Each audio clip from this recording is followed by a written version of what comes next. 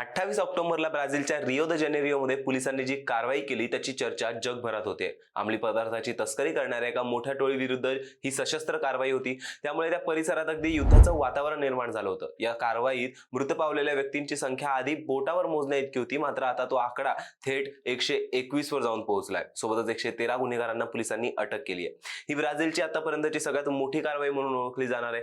पण यामुळे पोलिसांच्या कामगिरीवर मानवाधिकार संघटनांनी प्रश्नचिन्ह उपस्थित केले। या कारवाईला हत्याकांड असं संबोधलं गेलं, मात्र राज्य सरकारने त्याला गुन्हेगारी विरुद्ध लष्कराने केलेली यशस्वी कारवाई असं म्हटलंय। या सगळ्या प्रकरणाचे फोटोज एका फोटोग्राफरने प्रदर्शित केले। याबद्दल अनेक प्रतिष्ठित लोकांनी सरकार विरुद्ध प्रतिक्रिया दिली, मात्र 2500 पोलीस आणि लष्करी सैन्य तिथे ही कारवाई करत होते हे ऐकून फोटोग्राफर ब्रुनो इटान हे घटनास्थळी पोहोचले आणि तिथलं दृश्य बघून त्यांनी देखील प्रतिक्रिया दिली। ते म्हणाले की ब्राझीलमध्ये मृत्यूदंडाची शिक्षा नाही, कोणत्याही गुन्हेगाराला मग त्याने कोणतंही कृत्य केलेलं असलं तरी देखील अटक करून न्यायालयासमोर हजर करावं लागतं आणि त्यानंतर त्याला शिक्षा सुनावली जाते। मात्र 28 ऑक्टोबरला पोलिसांनी मृत्यूदंडाची शिक्षा त्या गुन्हेगारांना दिली। पोलिसांनी स्वतःच ही मृत्यूदंडाची शिक्षा निश्चित केली। कोण जिवंत राहील कोण मरणार हे त्यांनीच ठरवलं। अशा पद्धतीने ही कारवाई जगभरात प्रसिद्ध झाली। कोणी त्याला समर्थन करतंय तर कोणी त्याच्या विरोधात आपलं मत मांडतंय, मात्र ब्राझील सरकारने याला अधिकृत मान्यता दिली आहे।